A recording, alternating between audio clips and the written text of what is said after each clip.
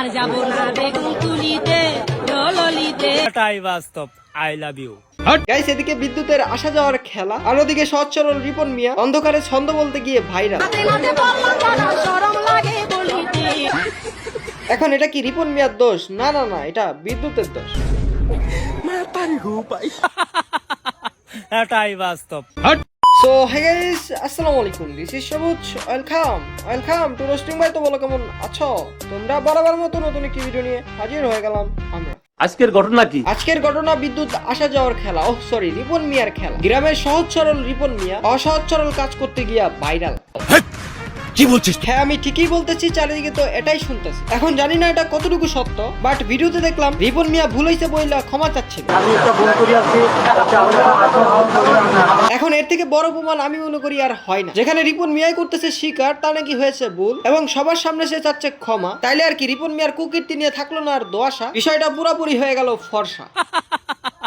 এটাই বাস্তব। হ্যাঁ, আমি জানি বিষয়টা অনেকের হজম হচ্ছে না। হজম না হওয়াটাই স্বাভাবিক, কারণ তোমরা অনেকেই রিপন মিয়াকে ভাবছো সহজ সরল, তো সেই খাইলো কট, বিষয়টা কি হজম হয়? এখন হজম না হলেও বিষয়টা সত্য। বার সপ্তম শ্রেণীর এক স্কুল ছাত্রীকে ধর্ষণের অভিযোগ উঠেছে ভাইরাল কন্টেন্ট ক্রিয়েটর রিপন মিয়ার বিরুদ্ধে। এখন প্রমাণ বলতে সে নিজেই স্বীকার করছে এবং নিজেই সবার কাছে ক্ষমা চাইছে। এখন আর কিছু বলতে এর থেকে বড় প্রমাণ আমার কাছে নাই। আর হ্যাঁ, এলাকায় বিচার হয়েছে এন্ড তাকে 5 লক্ষ টাকা জরিমানা করছে এন্ড তার সঙ্গে তাকে গ্রাম ছাড়াও নাকি করছে এন্ড তার সাথে তো জনগণের বেধরক হা হা হা। হ্যাঁ, এটাই বাস্তব। যাকে তোমরা ভাবতা গ্রামের সহজ সরল পোলা, শেষমেশ সেই করলো অসহজ সরল কাজ। এটা কি তার দোষ? না, বিদ্যুতের দোষ। এখন সে যে অসহজ সরল কাজটি করছে তার প্রমাণ তো হয়েই গেছে। সে নিজে স্বীকার করছে এবং বলছে আমার ভুল হয়েছে, ক্ষমা করে দাও।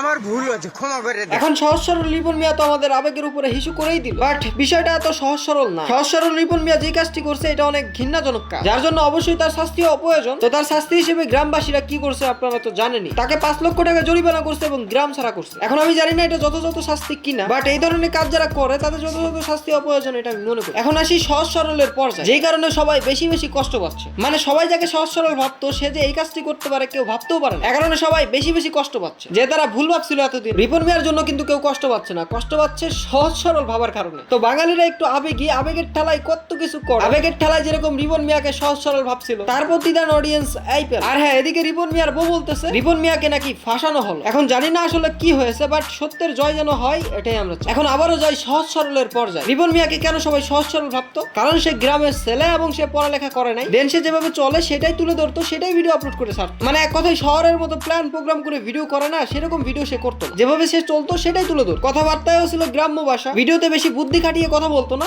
তাই তারে সবাই ভাবছে সহজ সরল। কিন্তু এখন দিন শেষে অডিয়েন্স কি প্রতিদান পেল? এন্ড একজনের জন্য গ্রামের অনেক সহজ সরল মানুষদের নাম খারাপ হয়। অনেকেই দেখি কমেন্ট করে বলতেছে গ্রামের মানুষ এরকমই হয়, হ্যান ত্যান 717 আরো কত কিছু। বাট আমি বলতে চাই সবাই কি এক হয়? রিপন মিয়া বুঝলাম জঘন্যতম কাজ করছে, তাই বলে সবাই করবে এটা কেমন কথা? আসল সত্যি কথা হলো গ্রামের মানুষরা আসলেই সহজ সরল হয়। হ্যাঁ, রিপন মিয়ার ক্ষেত্রে সেটা ব্যতিক্রম হয়েছে, বাট তার মতো যে সবাই এমন তো আর না। যারা গ্রামে বসবাস করে, যারা গ্রামে গেছে, তারাই ভালো জানে যে আসলে গ্রামের ফিলটা কেমন, গ্রামের মানুষজনের কথাবার্তা কেমন। তো তাই আমি এই টপিকে বেশি কিছু বলতে চাই না। যারা জানে তারা তো জানে, আর যারা জানে না তারা তো অবুঝের মতো বকবে। এখন যাই হোক, যা হবার তো হইছে। আমাদের আবেগে তো হিসু করে দিছেই, বারবারই হিসু করতেছে আমাদের আবেগের উপর। এই যে কয়েকদিন আগের এক কাহিনী, কোথায় 20 বছর আর কোথায় 13 বছর বানায় ফেলছে। সবাই আবেগে তো মাতাল হয়ে গেছে, আর এখন আসল কাহিনী বের হচ্ছে যে আসলে তার রিয়েল বয়স 13 না 20। তো এমনি এমনি তো বলে না আবেগে বাঙালি। তো আপনাদের দৃষ্টি আকর্ষণ করতেছি, যা করেন বিবেক দিয়া করেন, আবেগ দিয়ে আর করেন না। আবেগে দুনিয়া চলে না, দুনিয়াকে আখিরাতে চলবে না। তো যাই হোক, এখন সহজ সরল রিপন মিয়া কি করছে না করছে তোমরা তো জানতেই পারলা। তো আশা করি আজকে থেকে আবেগ দিয়ে না বিবেক দিয়ে কাজ করবা। তো